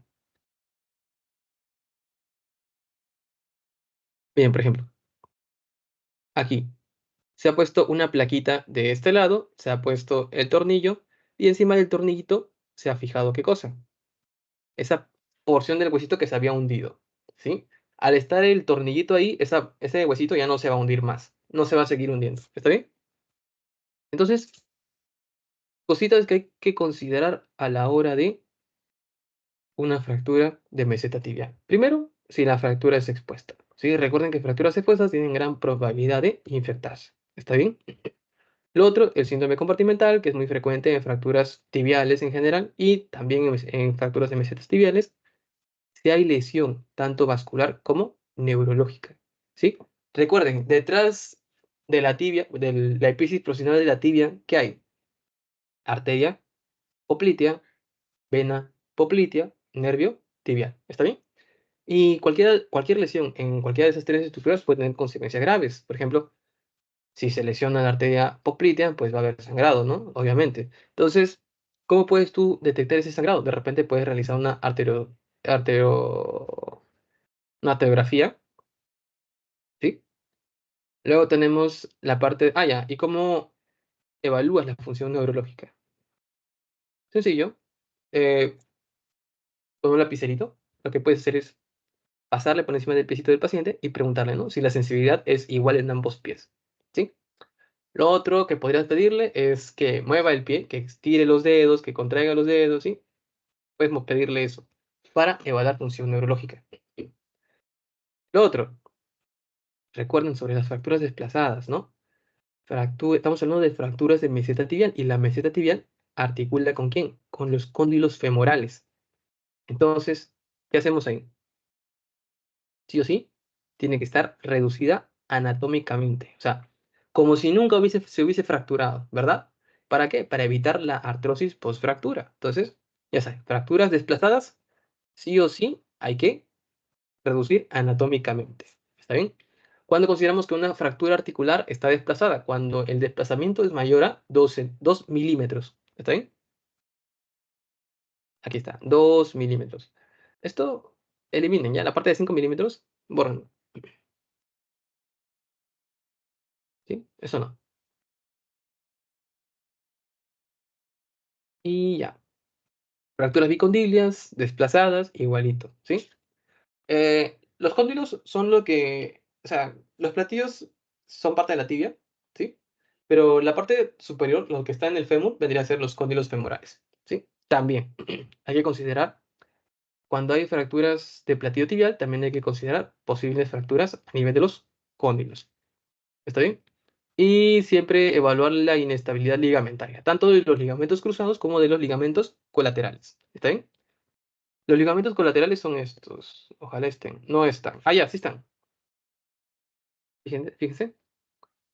Ahí están los ligamentos colaterales. Tenemos este de acá, que es el ligamento colateral lateral, y este es el ligamento colateral medial. ¿Sí? Ahí están los dos ligamentos colaterales. Y listo. Chicos,